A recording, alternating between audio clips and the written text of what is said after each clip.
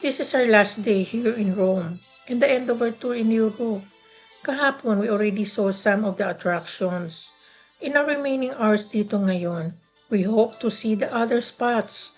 After breakfast, umalis na rin kami dito sa Hampton Hotel at 7:37 in the morning. We just need to leave early para makapunta pa kami sa ibang tourist attractions. At saka, we must be at the airport by noon as our flight to Jeddah, Saudi Arabia is scheduled at 4:20 p.m. Italy time. As we start exploring, my impression about the city from yesterday remains consistent. It is all about consistency. The buildings, the pavements, the parking areas, and the traffic management, among other things. This is Rome, the capital city of Italy, known for attracting 20 million international tourists per year. It is a small city, covering 1,285 square kilometers, with a population of 4.3 million people. Tourism is one factor contributing to the economy not only of Rome, but also of Italy, that ranks number 8 as the richest and largest economies in the world with a GDP of $2.3 billion. This is the Trinita dei Monti Church. It is a French church situated atop the Pinsia Hill. It is also called the Santissima Trinita al Monte Pincio, or the Most Holy Trinity on the Pincio Hill. It is a significant religious and artistic landmark in Rome. This is connected to Scalinata della Trinita dei Monte, more commonly referred to as the Spanish Steps, a magnificent architectural feature that adds charm to the area, or to the so-called Piazza di Spagna, or the Spanish Square. This is the column of Marcus Aurelius, also known as the Columna Centenaria, located in Piazza Colonna here in Rome. It stands 29.6 meters. It is a testament to Roman military might and the enduring impact of Marcus Aurelius' rule. Malayo-layo na rin ang nilakad namin, but go pa rin kami. Kasi we are not only enjoying the views around here, but we are also excited to see the popular and wondrous Trevi Fountain, also known as the Fontana di Trevi, an 18th century masterpiece designed by Nicola Salvi and completed by Giuseppe Panini in 1762. It stands 26.3 meters and spans 49.15 meters. It is a Baroque marvel. Historically, the fountain marks the point of the revived Aqua Virgo, an ancient aqueduct that supplied water to ancient Rome. The fountain portrays mythical figures including wild horses. Ganon karami ang tao dito at halos ay mga turista. We could hardly move around to take some photos or videos. The fountain is so majestic at ang ganda-ganda talaga. Kaya hindi pwede magpa-solo portrait dito kahit sino kasali. As we continue to roam around the city, there is still a lot to see. This is the Palazzo Chigi. It serves as the seat of the Council of Ministers and official residence of the Prime Minister of Italy. It was built in 1562 and designed by Giacomo della Porta. From a distance, we can already see the Complesso del Vittoriano, Old Altare della Patria. It is likewise called the Wedding Cake. It was built between 1885 and 1935 to honor Victor Emmanuel II, the first king of a unified Italy. The monument measures 81 meters in height, with dimension of 135 meters across and 130 meters deep. Its floor area measures 717,000 square meters. It was designed by Giuseppe Sacconi. Additionally, we can also find here the altar of the fatherland, which serves as both the altar of the goddess Roma and a shrine for the Italian unknown soldiers. This area is a heritage site where we can also see other attractions such as the ruins of Roman Forum, otherwise known as Forum Romanum. It was a central site in ancient Rome where significant religious, political, and social activities took place such as elections, criminal trials, gladiator matches, religious ceremonies, and it also served as a trading center. Magtanghalian na, hindi pa rin kami nakakakain. Sobrang init ng araw. Tago sa balat talaga. We have no choice but to endure the long walk and scorching temperature. For one, lahat kami ay gustong makarating mismo sa Coliseum. Not only it is a UNESCO heritage site, but it is also one of the 7 wonders of the world. And two, this marks the end of our tour, and we need to catch our flight to Jeddah later this afternoon. Ganon katindi ang lakad namin dito sa ngayon. But it's worth it naman. Despite the temperature, sobrang daming tao. Although, Europeans or Caucasians love this type of season. But for me, adrenaline na lang nagpapaandar sa akin. Because the Colosseum is one in my bucket list to see in my lifetime. Nakita ko na ang Petra, the Great Wall of China, the Great Pyramid of Giza, and there are more to go. Natapos na rin ang aming pag-ikot sa Roma. It's already 11:30 in the morning. Hindi na kami nag-lunch dito dahil may 26.5 kilometers pa kami lalakbayin. Maayos naman ang aming biyahe. Maganda ang mga kalsada at kapaligiran. However, what amazed me as we travel along the road ay ang kanilang mga sasakyan. Maliliit. Napansin ko na ito since we arrived here the other day. After an hour, we are now entering the area of the Fiumicino International Airport. We can already see the railway running alongside the road, papunta at palabas ng paliparan. Ito ng view ng airport nila mula sa labas. Elegante, di ba? Hindi magulo, walang traffic, at maayos ang pagkakagawa at posisyon ng mga struktura. Very organized. Talaga maluwag sa mata. Ito naman ang loob ng terminal. Before we proceeded sa check-in counter, karamihan sa aming mga kasamahan pumunta muna sa customs to claim their tax refund for the items they bought either sa Switzerland or Italy. Nadismaya kami dito sa haba ng pinilahan namin, yung pala kung 1 item or 2 lang, nasa loob pala ng pre-departure area ang claim. May opisina sila dito. No sweat pa. Charge to experience na lang ito. Umabot din kami halos 2 oras at kalahati sa check-in counter before kami nakapasok dito mismo sa loob. This is what you can see inside the airport. Katulad ng ibang mga airports, may mga shopping malls din. However, wala na kaming oras to explore because our boarding time is less than an hour away.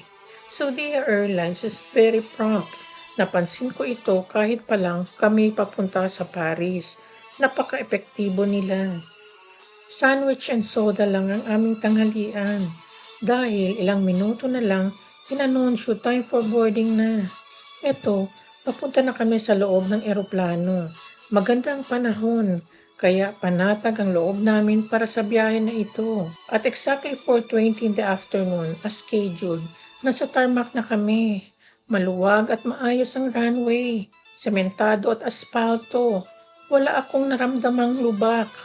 While hindi pa kami nagte-take off, may voice-over na panalangin sa Arabic mula sa Saudia Airlines.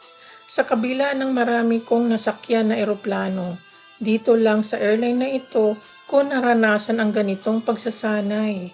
Magandang halimbawa at kaugalian ito. Napakaswabe ng aming take-off. Isa din ito na napansin ko sa airline na ito. Napakaingat ng mga piloto nila. Kahit sa paglanding nila, smooth and precise. Dahil pinagpala kami ng magandang panahon, kitang-kita namin ang magandang tanawin ng Rome from the sky. Malaki din mga patlang nila at ang haba ang coastline. Nakaswerte lang kami to be assigned the seats on the right wing of the plane, by the window side at libre ang isang upuan. Ito, nakahiga na ako. Malaki itong eroplano, hindi katulad sa mga domestic airlines natin sa Pinas, na may 3 upuan sa bawat side. What I appreciate dito ay maluwag ang legroom. It's easy for us to move around. Since may 6 hours pa kami lalakbayin bago makarating ang Jeddah, okay ito.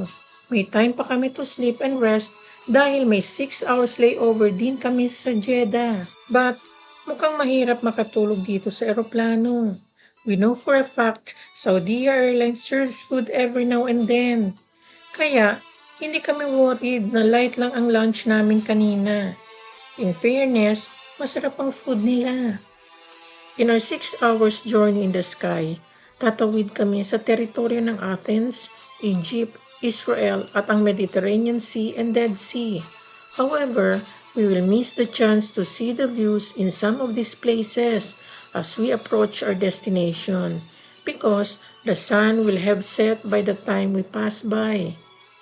But we did not expect that as we enter the territory of Saudi, unti-unti naming nakikita ang mga kumukutik-kutitap mga ilaw that look like ground filled with sparkling gold. It is incredibly beautiful. What more now, we are entering the vicinity of Jeddah. Ito, we just landed sa runway ng King Abdulaziz International Airport. Sayang, we do not have the chance to see the airport how it looks during the daytime from the plane. Jeddah. The local time is 40 minutes past 9 and the outside temperature is 34 degrees centigrade. We would like to ask you to keep your seatbelt fastened until the sign is switched on. On behalf of Saudi Sky Team and our global partners, we'd like to thank you for sharing your journey with us. We have enjoyed having you on board and hope to see you again. Please ensure to collect your belongings before leaving the aircraft. Thank you and have a very pleasant evening. We are pleased to have arrived here in Jeddah safely, 15 minutes ahead of the scheduled time. Narito na kami sa departure area. Ito'y elegante, malinis, magandang architectural design. Okay lang ang sistema ng immigration nila. Gayunpaman, mahaba din ang nilakad namin at mahigpit ang security. Kaya't I don't have any photo or video taken there. Walang gate number ang boarding pass namin. We have to rely on the display board dito sa airport at wala kaming mapagtatanungan dito dahil nasa 10 oras kami ng gabi. Walang masyadong tao. Ba? Ayun, Manila 87 gate 445. 848. Mabuti na lang, we are in a group, kaya hindi kami kinakabahan. Ito nga kasama namin who used to be the former VP ng Land Bank na mas malakas ang loob at energetic kaysa sa amin ay nauna na. Kaya't sumunod na lang kami sa kanya kung saan dapat mag-standby for our flight to Manila. Ganitong itsura namin dito. Hindi na kami nagpalit ng damit. Kung ano ang aming suot this morning sa Rome, ito pa rin ang aming gamit. Komportable naman kami dito sa area na ito. Maganda ang mga upuan nila. Pwede matulog dito dahil naka-reclined mga ito at may leg rest. Ba't hindi na namin ito ginawa? Sa halip, nagkwentuhan na lang kami with our other companions dahil we didn't have time during the tour to get to know each other better. But then, few minutes before the boarding time, we were informed that our departure gate had been moved to another gate. Unfortunately, this is located at the opposite side of the building. Grabe itong experience namin. Ang haba ang lakaran namin para maabutan lang sa boarding time. Good for us, handy lang ang aming maleta. But it isn't the same for our other companions. Since hindi kami nakabili ng mga delicacies for pasalubong when we were in Rome, for the reason para walang bit-bit, at may plano din kami to buy dates sa airport ng Jeddah as Saudi is known to produce the best dates in the world. We were just fortunate that this store had opened before we moved to the other gate. At exactly 4:15 in the morning, Jeddah time, umalis na kami dito sa paliparan sakay ng Saudi Airlines. Jam-pack ng pasaherong eroplano. Nakaramihan ay mga Filipinos o OFWs. Mahaba ang biyahe namin patungong Maynila. It will take about 12 hours. Buti na lang, the 3 seats behind us were vacated by 3 passengers, a mother and her 2 toddlers. Kaya't kami na ang nag-occupy ng mga upuan na naging tulugan na namin throughout the flight. Nagsalita na lang kami ni Atty. Jenna dito para parehas kami nakatulog kahit katiting lang. Kaya't everything went well. Hindi namin naramdaman ang paglipas ng oras at halos hindi namin napansin ang mga pagkain na inihain. And that's a wrap. Our 10-day adventure across the captivating cities of France, Switzerland, and Italy has come to an end. While the days were exhilarating, they also left us weary by nightfall. Yet, the wealth of knowledge we've acquired is something to cherish. Rome, oh Rome, an incredible city that stands shoulder to shoulder with its fellow urban gems. Each corner reveals hidden tales, and every monument is a national treasure etched into history. Rome, steeped in history and adorned with national treasures, thrives not on heavy industry, but on a different kind of wealth, tourism. While technology and communications industries play a significant role in shaping the city's economic landscape, it is the influx of international visitors that truly leaves a robust impact. In 2019, tourists contributed a staggering 6.74 billion euros directly to Rome's economy, with an additional 41.3 billion euros in indirect and knock-on benefits. By 2022, the direct contribution from travel and tourism had risen to 8.4 billion euros. With approximately 20 million visitors annually, Rome proudly claims the title of the fourth most visited city in Europe. The allure of Rome lies in its iconic national treasures, the Colosseum, the Trevi Fountain, and more. As I emphasized in my video presentation about Vatican City, preservation, cultural heritage, and national treasures pays dividends, as each tourist contribution adds to the city's prosperity and enduring charm. Kaya, let's do the same, not only for us, but for the next generations to come.